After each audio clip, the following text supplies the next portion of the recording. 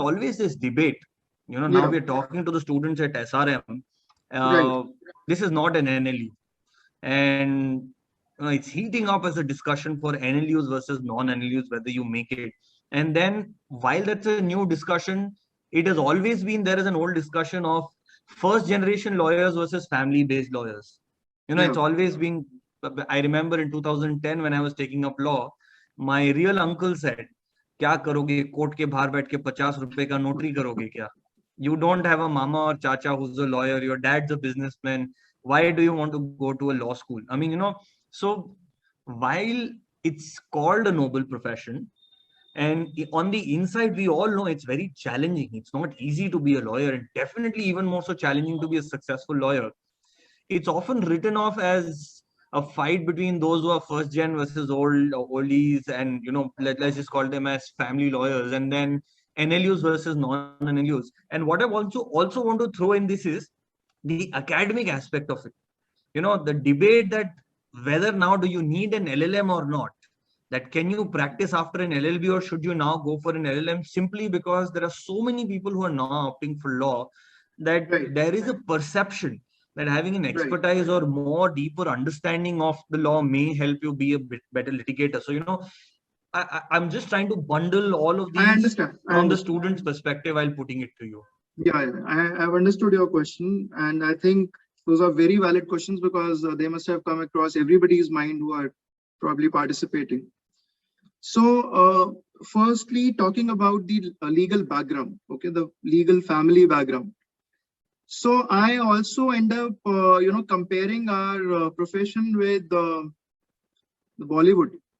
I mean, it's I don't know how much of it makes sense to you as of now.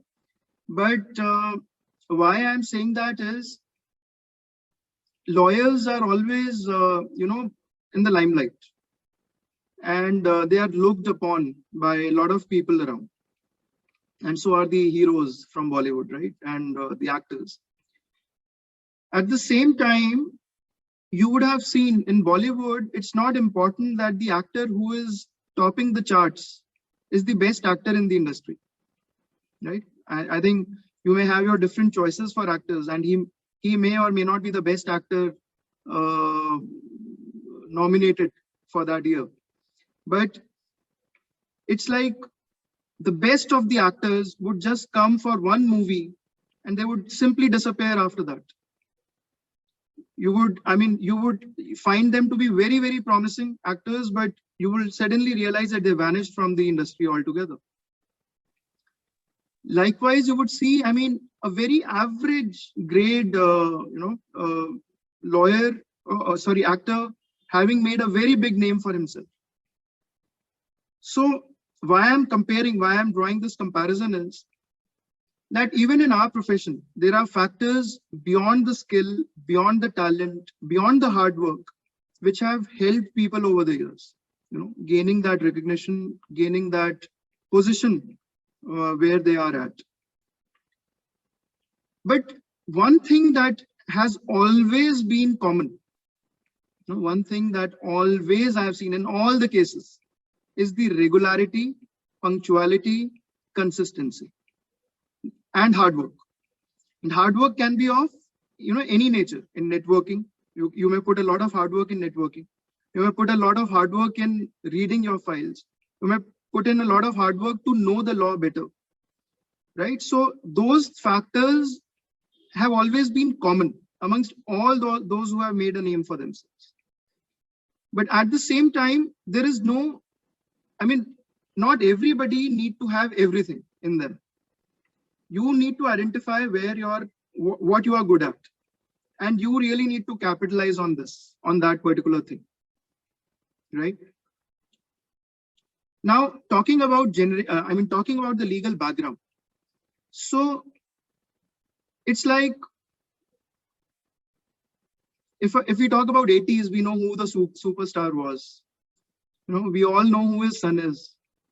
We all know how, if we start comparing the charts, they don't compare. The son doesn't even compare 5% of what his father has done.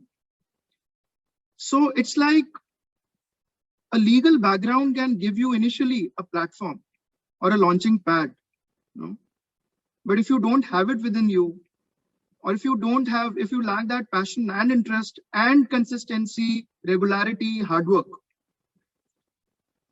I mean, I'm sorry to say, but your rocket will launch in the Indian Ocean. Will eventually land into Indian Ocean. So it's like, definitely for the initial 4, 5 years, 6 years, you will get cases, you will get clients from references. But if you're not able to perform well, at the end of the 10th year, it will all be evened out. So it's like, I'm saying 10 years because I was told so. I mean, so to say, I would say a comfortable window is about, say, 6 to 7 years. In 6 to 7 years of your career, you actually end up realizing, and whether you are, I mean, you just start feeling if you are still able to maintain that passion within you, you will know, you will automatically know that yes, I can carry it forward, and by that time, things start creasing out. Those doubts, those layers of doubts start creasing out, and you realize that people who had started with a big bang, are also sitting on the next table besides you. And it's so you just have to have that patience in your head. You just need to maintain your calm. You just need to believe, in the divine, or in whichever force you believe. And you just need to carry on with it. So that is one thing. Secondly, about the educational qualification. So if I talk about myself, the thing that has really helped me in having a qualification is to impress people, but not clients. Anybody who gets to know that I am a qualified chartered accountant, like I remember back in 2008, when I got empaneled as the counsel for the Government of India, and I continued for that position for next 10 years till 2018 December. So the marking authority, like the Joint Secretary of the Ministry of Law, who used to be the marking authority of cases, when he saw my profile for the first time, and he met me, he said, "You are an educated lawyer." I said, "Sir, all lawyers are educated." He said, No. You are double qualified. You are far more qualified. I'm definitely going to mark you cases. So that qualification helped me having an edge just to impress people if a client is walking into your office, he is definitely not going to get too impressed with your degrees. It may be a good attraction factor in the beginning. He may at least come to your office, but once he starts a conversation with you, he would be impressed more by the material, more by the content of the talk rather than your degrees. Eventually, it would not matter. I would say that when a client walks in, he gets more impressed with the content and not with the degrees that you are having on the board out there, right? So, but it is definitely helpful to know your law better, to understand the jurisprudence better. If you are able to do it, you do it for yourself, not with the perspective of gaining more clients. That would eventually happen. Once you know your subject better, you are arguing good in court, that will eventually happen. But do it if you feel the need to learn better. Or if you have aspiration of going and teaching, like if you want to pursue LLM for the purpose of being a faculty, then there's no harm.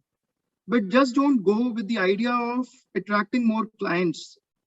That you may still do with. I've seen people from different parts of the country having done their law from different colleges, and probably the tier 3 colleges, tier 4 colleges doing really well.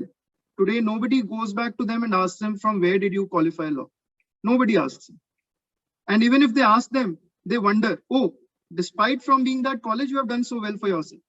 So there's no criteria. You don't see all the NLUs. Obviously, the proportion may be higher,